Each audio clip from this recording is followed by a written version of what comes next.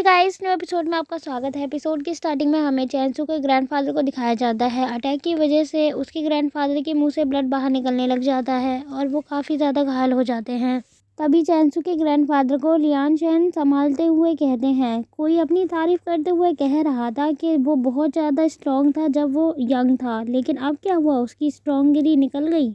अगर ऐसा ही चलता रहा तो चैन फैमिली अभी के अभी ख़त्म हो जाएगी। ये बोलता हुआ वो उसके ग्रैंडफादर के साथ आसमान की ओर देखने लग जाता है और आसमान से बादल बरस रहे होते हैं और बिजली बहुत तेज़ से कड़कने लग जाती है। और वहीं कुछ देर बाद दिखाया जाता है, अचानक से मौसम साफ़ हो जाता है और जो दूसरे लोगों के साथ एक बंदा आया हुआ होता है वो उनसे कहता है, तुम लोग टाइम बर्बाद क्यों कर रहे हो, इस बूढ़े इंसान को अभी के अभी ख़त्म कर दो। जो बंदा चैनसू के ग्रैंडफादर के साथ लड़ रहा होता है वो कहता है, मैं तो इसे अभी ख़त्म करने के लिए रेडी हूँ। इसी के अंदर ताकत बाकी थी और ये कह रहा था कि ये मुझे रोक सकता है, लेकिन ये रोक नहीं पाया। मैं इसे अभी ख़त्म कर देता हूँ। इसके ख़त्म होते ही चैन फैमिली की पूरी पावर ख़त्म हो जाएगी और इसके अलावा अब लैंशन सिटी में सिर्फ 2 ही मेन क्लेन बचेंगे। और इतना कहते ही वो चैनसू के ग्रैंडफादर के ऊपर हमला करने लग जाता है अपनी स्वॉर्ड से। तभी अचानक से उसकी स्वॉर्ड जलने लग जाती है और आधी टूट चुकी होती है और एक बंदे की आवाज़ सुनाई देती है और वो कह रहा होता है, मुझे ऐसा क्यों लग रहा है लैंशन सिटी में सिर्फ अब एक ही मेन क्लेन बचेगा और कोई नहीं बचेगा। तभी चैनसू के ग्रैंडफादर अपनी एक आँख खोलते हैं और जैसे ही वो अपनी आँख खोलते हैं तो वो देखते हैं अपने सामने चैनसू को।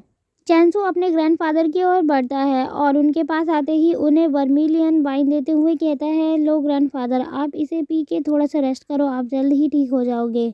चैनसू वापस से खड़ा होता है और कहता है, 2 लोग मेरे घर पर घुसकर आ गए हैं और वो इंटेंट लेवल पे हैं और वो कह रहे हैं कि वो मेरी पूरी चैन फैमिली को डिस्ट्रॉय कर देंगे।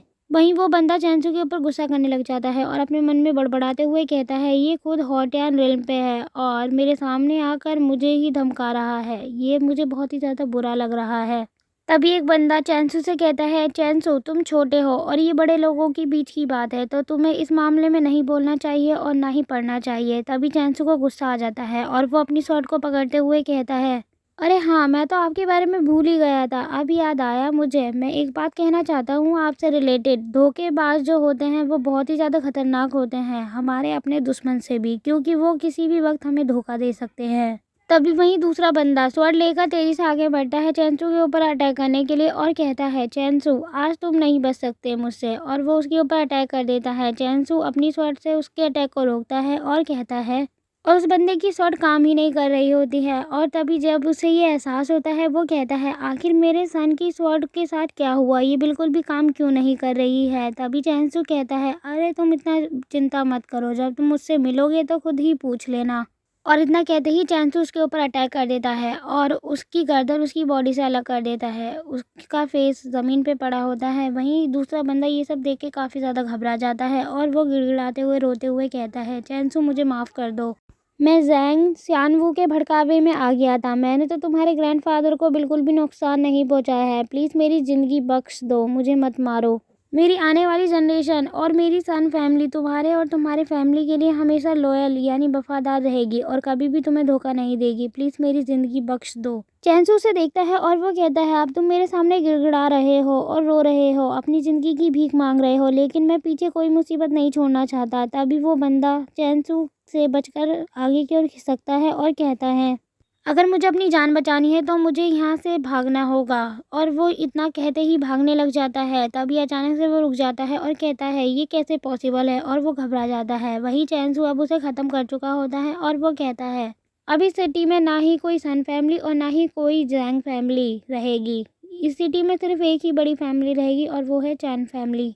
तभी चैन फैमिली के कुछ नौकर उन मॉन्स्टर्स की बॉडीज़ को उठाकर लेकर आते हैं और वो कहते हैं, यंग मास्टर, क्या हम इसे आपके कमरे में रखवा दें। तभी वो कहता है, नहीं, इसे मेरे कमरे में मत रखवाओ, बल्कि हमारी सिटी में जितने भी डिसाइपल हैं और जो कल्टीवेशन कर रहे हैं उन्हें इन मॉन्स्टर्स की बॉडीज़ दे दो, ताकि वो इसे खाएं और अपने कल्टीवेशन को अच्छे से कर पाएँ और वो फिर फ्यूचर में हमारी ही हेल्प करेंगे, हमारी प्रोटेक्शन का काम करने के लिए। इसीलिए ये उनमें बांट दो। और वो एक प्रिस्क्रिप्शन लिख कर देता है। वो कहता है, ये प्रिस्क्रिप्शन है जो मैं ग्रैंडफादर के लिए मेडिसिन बनाने वाला हूँ उससे रिलेटेड है। जो सामान इसमें मिसिंग है वो तुम ला कर दो मुझे, क्योंकि मुझे अपने ग्रैंडफादर के लिए मेडिसिन बनानी है। तभी लियान शन चैनसू से कुछ कहने वाला होता है। चैनसू कहता है आपको कुछ कहने की ज़रूरत नहीं, वैसे भी आपने हमारी चैन फैमिली के लिए काफ़ी मदद की है आज के दिन, हम इसे हमेशा याद रखेंगे और हम कोई भी गैजेट आपके लिए कभी यूज़ नहीं करेंगे। लियांग शन कहता है ऐसा लग रहा है लैंशन सिटी का अब वेदर काफ़ी ज़्यादा चेंज हो चुका है, और वो ये चैनसू को देखकर बोल रहा होता है। इसके बाद हमें नेक्स्ट सीन दिखाया जाता है चैनसू मेडिसिन रेडी कर रहा होता है अपने दादाजी के लिए, और रेडी करने के बाद वो अपने दादाजी को देता है पीने के लिए। उसके दादाजी पी लेते हैं और चैनसू अपने ग्रैंडफादर को ठीक करने लग जाता है। ठीक करते हुए वो कहता है मुझे अपने ग्रैंडफादर के अंदर ट्रू की को बहुत ही ज़्यादा अच्छे से भेजना होगा, क्योंकि अगर मैं एक भी मिस्टेक करता हूँ तो इसकी वजह से मेरे दादाजी की मौत भी हो सकती है, जो बहुत ज़्यादा बुरा होगा। इसके बाद हमें 3 घंटे बाद का सीन दिखाया जाता है। सभी लोग गेट के बाहर वेट कर रहे होते हैं और अंदर चैनसू अपने ग्रैंडफादर को ठीक कर रहा होता है। कुछ देर बाद ही चैनसू अब दरवाज़ा खोलता है और वो कहता है ग्रैंड एल्डर आप थर्ड एल्डर के साथ अंदर आओ, आप दोनों से ग्रैंडफादर मिलना चाहते हैं। और वो लोग अंदर चले जाते हैं। जब लियान शैन अंदर जा रहा होता है तो वो कहता है अब आप कैसा फील कर रहे हैं पैट्रियार्च। चैनसू के ग्रैंडफादर कहते हैं हाँ अब मैं बिल्कुल ठीक हूँ, और ये सब चैनसू की वजह से हुआ है, उसी ने मेरी जान बचाई है। तभी चैनसू कहता है ग्रैंडफादर अब मैंने सन फैमिली और जैंग फैमिली के मेंबर्स को मारा है, तो ऐसा नहीं होगा कि वो लोग शांति से अपने घर में बैठेंगे, वो ज़रूर कुछ ना कुछ करेंगे और मुझे यहाँ से जल्दी जाना भी होगा। तो इसीलिए सबसे पहले मैं आप तीनों की हेल्प करूँगा ताकि आप तीनों कल्टीवेशन करके इंटेंट लेवल पे पहुँच जाए। और ये बोलते हुए वो अपने ग्रैंडफादर और बाकी सबको वो सारी चीज़ें दे रहा होता है जो वो अपने साथ लेकर आया हुआ होता है, और वो पर्पल प्लांट देते हुए कहता है ग्रैंडफादर जो मैं अपने साथ ड्रैगन लेकर आया हूँ आप उसका फ्लैश और ब्लड खाइए और इस प्लांट का भी यूज़ कीजिए अपने कल्टीवेशन में। आप 3 दिन के अंदर इंटेंट रिम तक पहुँच जाएंगे। और वो थर्ड एल्डर को वाइट जेड फ्रूट देते हुए कहता है ये फ्रूट आप और ग्रैंड एल्डर इसके अलावा मेरे ग्रैंडफादर ये तीनों मिलकर आप खाओगे तो इंटेंट रेल्म तक पहुंच जाओगे, जिसकी वजह से आप लोगों का कल्टीवेशन बेस बढ़ जाएगा, वो भी 3 दिन के अंदर। और फिर हमारी चैन फैमिली में 3 ऐसे मास्टर होंगे जो इंटेंट रिल्म पे होंगे। तभी उसके ग्रैंडफादर कहते हैं चैनसू क्या तुम अपनी एकेडमी के लिए जाने वाले हो यहाँ से। चैनसू कहता है हाँ ग्रैंडफादर मैं जाने वाला तो हूँ, लेकिन मैं तब जाऊँगा जब आप लोग थोड़े स्ट्रॉन्ग और हो जाएंगे और मेरी सिटी सुरक्षित होगी। तभी आप लोग जल्दी से प्रैक्टिस करके इंटेंट रेल्म तक पहुँच जाइए और एडवांस तरीके से फिर आप अपनी सिटी को प्रोटेक्ट कर सकते हैं। तभी उसके ग्रैंडफादर कहते हैं तुम चिंता मत करो, लैंशन सिटी ज़्यादा बड़ी नहीं है, इसकी प्रोटेक्शन की जिम्मेदारी मैं और बाकी के 2 और एल्डर्स लेते हैं।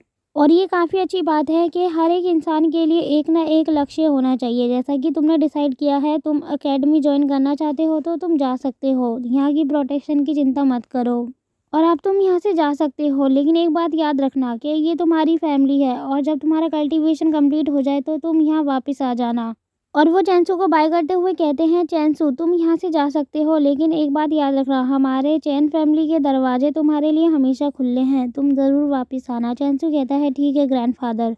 और यहीं से सीन शिफ्ट होता है, हमें एक बंदे के हाथ को दिखाया जाता है, उसके हाथ में जो कप होता है वो उसे तोड़ देता है गुस्से में, और वो कहता है मुझे उस कमीने चैनसू के ऊपर बिल्कुल भरोसा नहीं था, वो इतना ज़्यादा स्ट्रांग हो गया है मैंने कभी सोचा भी नहीं था। तभी उसका नौकर कहता है सेकंड एल्डर अब हम क्या करें।